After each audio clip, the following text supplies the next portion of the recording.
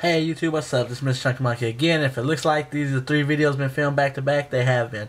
So I'm just giving you a warning, but I wanted to talk to the camera and let y'all know what I've been doing and things like that, what I've picked up recently. And also show my 360 collection, which was requested from a fellow YouTuber, and I'll put his link in the description to give him a little shout out, and also put his name somewhere around here maybe if I find out how to do all that jazz and people are like, oh look, his name.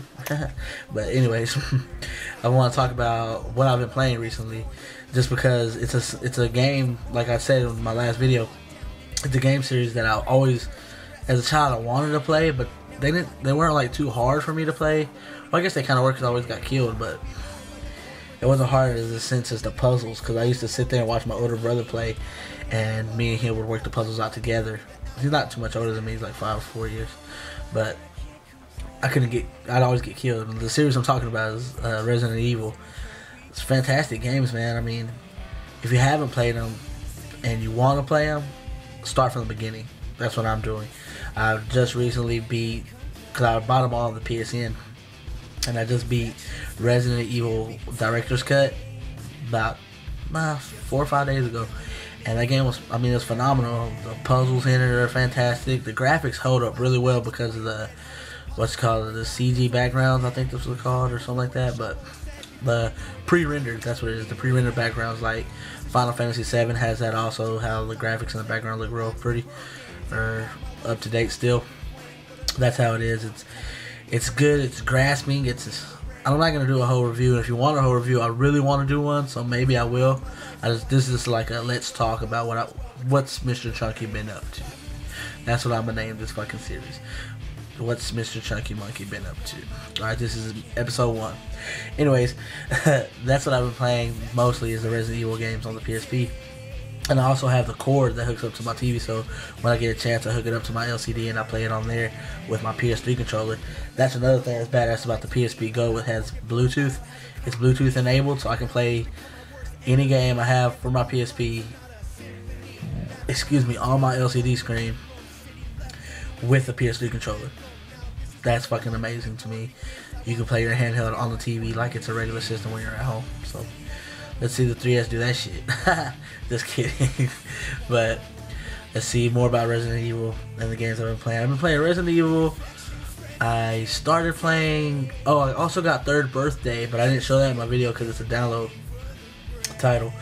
But Third Birthday is really good. I never even got into the Parasite Eve series either, and I also downloaded the first Parasite Eve.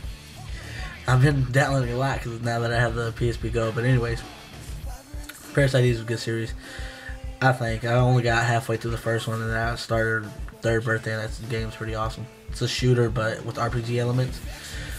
But I want to talk more about Resident Evil. The puzzles can actually, like, they get you thinking, so you're intense. You're like, oh, I gotta do this, I gotta do that, or this symbol represents I gotta bring back the crank because it's a hexagon tip, so you gotta go get that. And when you're thinking about just what you're gonna go get, then that's when something pops out and grabs you through a window or something. It's good. It's made me jump a couple times.